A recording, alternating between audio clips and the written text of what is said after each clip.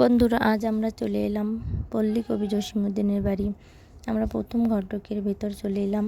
হাতের বাম পাশে রয়েছে একটি দোকান। এখানে পাওয়া যায় চা, কফি ও কবির রচিত বই। ভিতরে প্রবেশ করার জন্য রয়েছে টিকিট, যার মূল্য মাত্র 20 টাকা।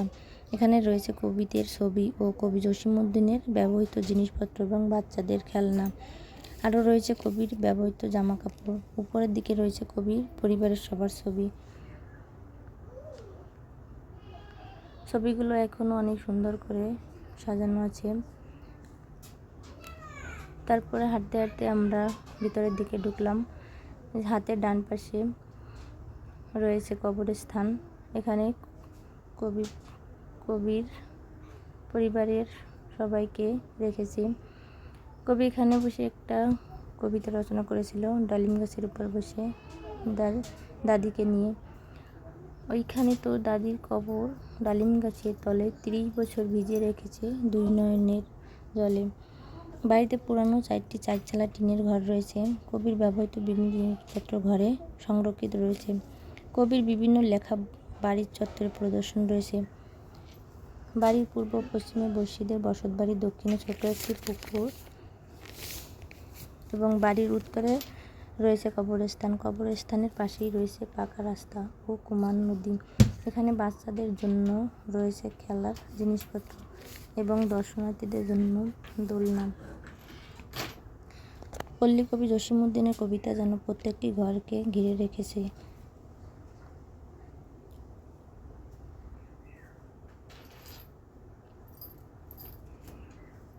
বন্ধুরা, কবির বাড়িতে রয়েছে ঢেঁকি, যে ঢেঁকি দিয়ে চাল ধান বানা হতো। হয়তোবা এই ঢেঁকি দিয়ে কবির মা, বউ অথবা আত্মীয় স্বজনরাই ধান বেনেছে।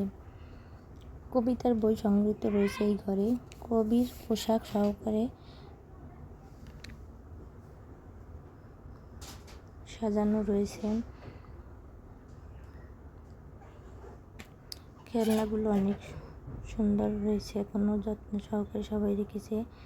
এখানে রয়েছে প্লেট, কাপ ও মগ। পাশেই রয়েছে কবির ব্যবহৃত ডায়েরি, পুরস্কার, বিজয় পুরস্কার এবং ছোটদের খেলনা রয়েছে এই ঘরে। সামনে রয়েছে পল্লী কবি জসীমউদ্দীনের পারিবারিক পরিচিতি। এখানে একটা দোকান আছে, এই দোকানে অনেক খেলনা রয়েছে, ফুল রয়েছে যা বিক্রি করা হয়। আমার মেয়েরা একটু ছোটাছুটি করতেছে, দোলনায় উঠলো, একটু দোল খাচ্ছে, অনেক মজা পেল। চারিদিকে পরিবেশটা এত সুন্দর ছিল, আমার খুবই ভালো লাগলো। বন্ধুরা, আমরা ঘুরে গেলাম। তোমরা একবার এসে পল্লী কবি জসীমউদ্দীনের বাড়ি ঘুরে আসবেন। চারিদিকে গাছপালা দিয়ে ঘেরা, পুরো এরিয়াটা যেন অনেক সুন্দর। যেদিকে তাকাই সবুজ আর সবুজ। ঘরগুলো এখনো অনেক সুন্দর রয়েছে, টিনের হলেও দেখতে অনেক সুন্দর। হয়তো এগুলো আরো অনেক দিন থাকবে।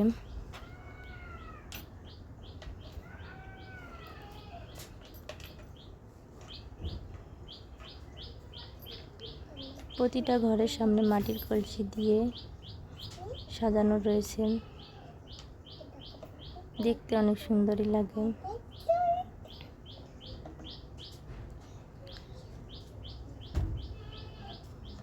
কবির পিতা আনসার উদ্দিনের স্মৃতি ঘরে ঢুকলাম আমরা।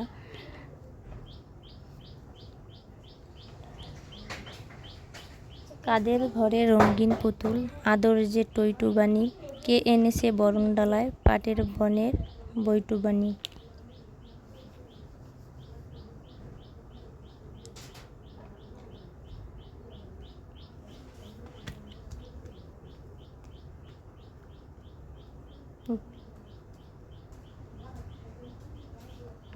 মাটির জিনিসপত্র, পুতুলগুলো এখনো অনেক সুন্দর, রংটা এখনো চকচকে করে। ঘুরতে ঘুরতে আমাদের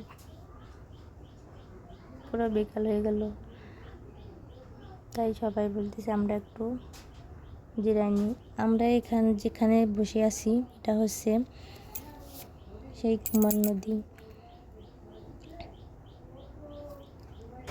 কুমার নদীটি গ্রামের উপর দিয়ে বয়ে গেছে। নদীর উপরে একটি সেতু আছে, ছোট একটি। এখানে পল্লী কবি জসিমউদ্দিনের মেলা হয়ে থাকে। পল্লী কবি জসিমউদ্দিন একজন বিখ্যাত বাঙালি কবি হিসেবে পরিচিত। বন্ধুরা, আমার আজকের এই ভিডিওটা কেমন লাগলো সবাই অবশ্যই কমেন্টে জানাবেন। Tata, bye bye.